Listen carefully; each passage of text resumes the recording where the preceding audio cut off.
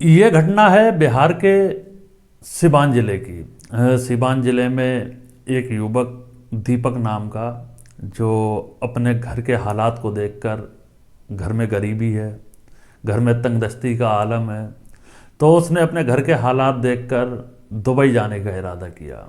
उसने सोचा कि मैं दुबई जाकर अपने हालात को बदलूंगा, कड़ी मेहनत करूंगा, और वो ऐसा ही करता है। वो दीपक दुबई पहुंच जाता है और दुबई जाने के बाद वहाँ पर कुछ समय काम करता है। काम करते करते तकरीबन 2 साल हो जाते हैं, और उसके बाद वो वहाँ से जिस कंपनी में काम कर रहा होता है उस कंपनी से छुट्टी लगवा कर अपने देश, अपने मुल्क इंडिया में वापस आ जाता है। इंडिया में कुछ दिन बिताने के बाद जब उसकी दुबई की छुट्टी पूरी हो जाती है, तो वो अपने घर से अपने माँ बाप का आशीर्वाद लेकर अपने घर से बाहर निकलता है और दुबई के लिए फिर से रवाना हो जाता है। जब वो दुबई के लिए रवाना होता है और जैसे ही वो दुबई एयरपोर्ट पर पहुंचता है, तो पुलिस उसको चेकिंग के लिए बिठा लेती है।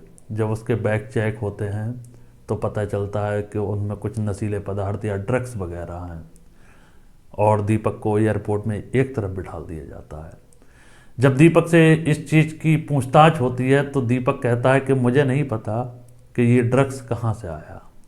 यहाँ पर 2 सवाल पैदा होते हैं। पहला सवाल ये कि दीपक के बैग में ड्रग्स कहाँ से आया। अगर दीपक ये कह रहे हैं कि मुझे नहीं पता कि ड्रग्स कहाँ से आया, तो वो ड्रग्स कहाँ से आया।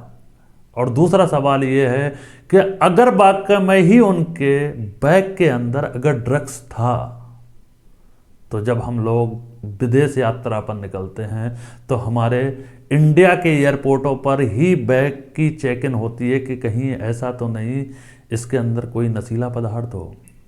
अगर उस समय अगर उनके बैग के अंदर नशीला पदार्थ था, तो वो एयरपोर्ट, इंडिया के एयरपोर्ट के अंदर दाखिल कैसे हुआ।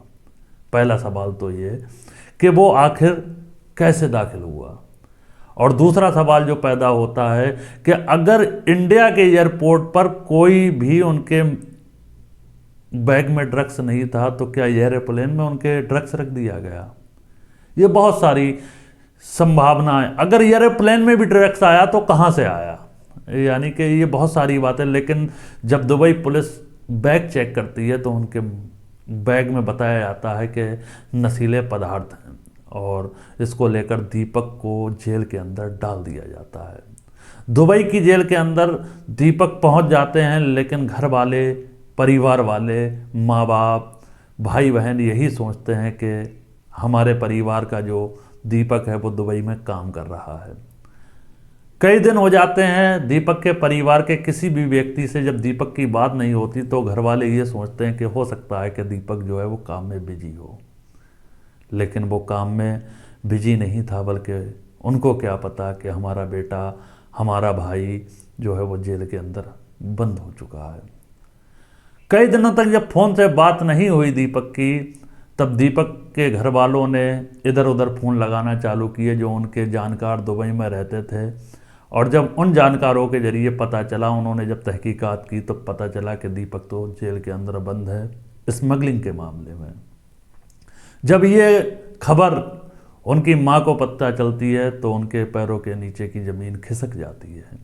उनके बाप को पता चलती है तो बाप एकदम से टूट जाता है और पूरा परिवार सदमे में चला जाता है। इसकी गुहार वो अपने क्षेत्र के विधायक, क्षेत्र के सांसद से लगाते हैं कि हमारी मदद की जाए, हमारा बच्चा ऐसा नहीं था। क्योंकि वो दीपक जिसने कभी हाथ में शराब तक नहीं ली थी, वो दीपक जिसने कभी सिगरेट में एक कस भी नहीं लगाया था, कि वो इतना बड़ा काम कैसे अंजाम दे सकता है। क्योंकि दीपक एक बार दुबई जा चुका था, दोबारा वो काम करने के लिए गया था, लेकिन वहाँ के स्थानीय विधायक और स्थानीय सांसद से जब उसकी मदद की गुहार लगाई जाती है तो कोई मदद नहीं आती है।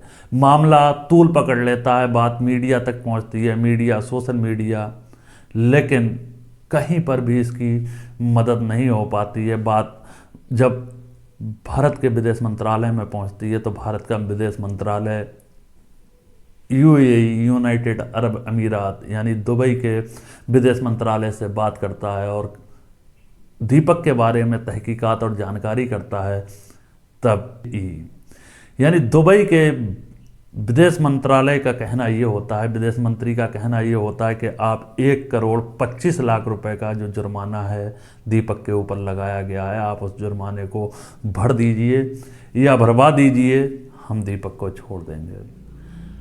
जब ये बात दीपक के घर वालों को पता चलती है कि 1,25,00,000 रुपए का जो जुर्माना दीपक के ऊपर लगा, तब दीपक के पिता कहते हैं कि अगर हमारे पास 1,25,00,000 रुपए होते तो हम दीपक को दुबई काम करने के लिए क्यों भेजते।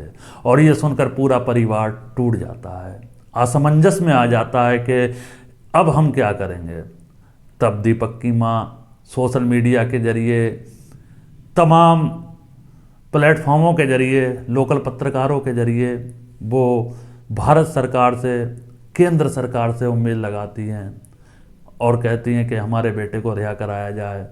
आखिरकार दीपक के इस मामले में कितना बड़ा जुर्म है, या तो ये तो दीपक जानते हैं कि दीपक कितने बड़े गुनाहगार हैं या नहीं हैं, क्योंकि मैं खुद सऊदी के अंदर जेल काट चुका हूँ। मुझे भी एक झूठे इल्ज़ाम में फंसा दिया गया था। इस पर मेरी पूरी पॉडकास्ट की एक वीडियो है, आप जाइए रागिब मलिक 26 चैनल पर जाकर आप वो वीडियो देख सकते हैं, क्योंकि वहाँ पर मुझे वहाँ के सऊदी के जरिए फंसाया गया था। लेकिन वो मैटर अलग है। लेकिन मैं आपको बताना चाहूँगा कि सऊदी के अंदर या दुबई के जो गल्फ़ की कंट्रियाँ हैं, वहाँ पर हम लोगों के यहाँ जो दवाई मानी जाती है, जैसे डिप्रेशन या दिमाग की जो दवाई दी जाती है, वो नशीले पदार्थों में, वहाँ पर सऊदी या दुबई के अंदर नशीले पदार्थों में उसकी गिनती होती है। क्योंकि जब मैं सऊदी में था तब एक मामला मेरे सामने पेश आया था कि एक महिला जो अपने माइंड में उसके कोई दिक्कत थी और वो पार्क के अंदर घूम रही थी, उसके अंदर परस के अंदर कुछ कैप्सूल पाए जाते हैं जो सऊदी के अंदर इल्लीगल बताए गए। वहाँ पर पुलिस आई, पुलिस ने जब उनके परस की जांच की तो उसके अंदर कुछ कैप्सूल मिलते हैं, और कैप्सूल मिलने के बाद उस महिला को 7 दिन तक एक कैदखाने में रहना पड़ा था।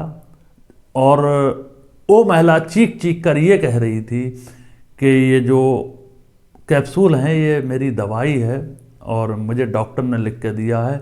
और उसको प्रमाणित करने के लिए 24 घंटे के अंदर उसके पति ने, उस महिला के पति ने 24 घंटे के अंदर डॉक्टर का पर्चा, रिपोर्टें भी दे दी कि इसके अंदर ये कैप्सूल डॉक्टर ने खुद लिख के दिए। लेकिन फिर भी 7 दिन उस महिला को कैदखाने में।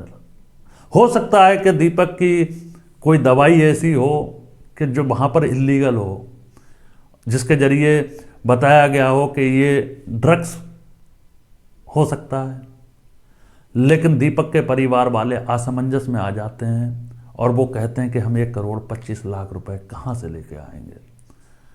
तमाम कोशिशें करने के बावजूद इसके कोई हल नहीं निकलता है। तब दीपक की माँ को पता चलता है कि कतर के अंदर जो 9 सैनिक उन लोगों ने कैद कर रखे थे, जिनको फांसी की सज़ा भी दे दी गई थी, तब शाहरुख खान ने वहाँ पर जाकर उनको छुड़वाया।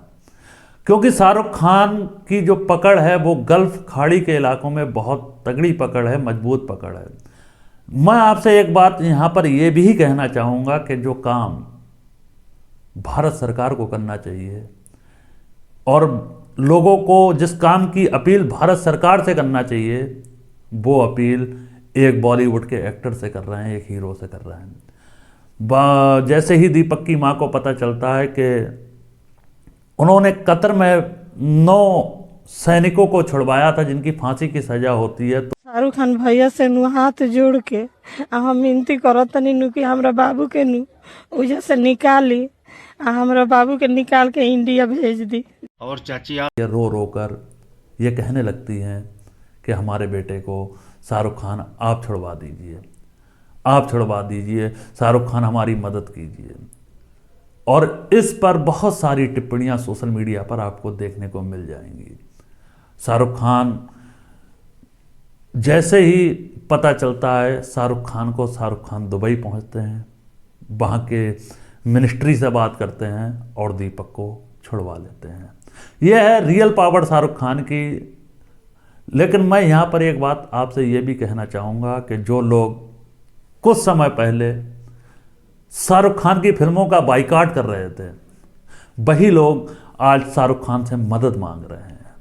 क्योंकि शाहरुख खान एक ऐसी पावर है दुबई के अंदर, सऊदी के अंदर, कतर के अंदर, कुवैत के अंदर, कि शाहरुख खान जैसे ही दुबई पहुंचे और वहां पर उन्होंने कहा कि मैं दुबई में दीपक को छुड़ाने के लिए आया हूं, तो वहां की मिनिस्ट्री ने हंसते हंसते दीपक को छोड़ दिया और दीपक रिहा हो जाते हैं। अपने घर वाले अपने घर पर आ जाते हैं और अपने घर वालों से मिलते हैं। क्योंकि विदेश में जेल काटने का जो मतलब होता है दोस्तों, वो मैं जानता हूं, क्योंकि मैंने विदेश के अंदर जेल काट रखी है। जब आदमी विदेश के अंदर जेल के अंदर होता है तो एक एक पल 100-100 साल के बराबर लगता है। शाहरुख खान ने दीपक को छुड़वा लिया है। दीपक अपने घर सिवान में पहुंच चुके हैं। अगर अभी तक आपने हमारे चैनल को सब्सक्राइब नहीं किया है तो हमारे चैनल को सब्सक्राइब करें, हमारे पेज को फॉलो करें, हमारी वीडियो को लाइक करें, ज़्यादा से ज़्यादा शेयर करें। रागिब मलिक को दीजिए इजाज़त। जय हिंद, जय भारत।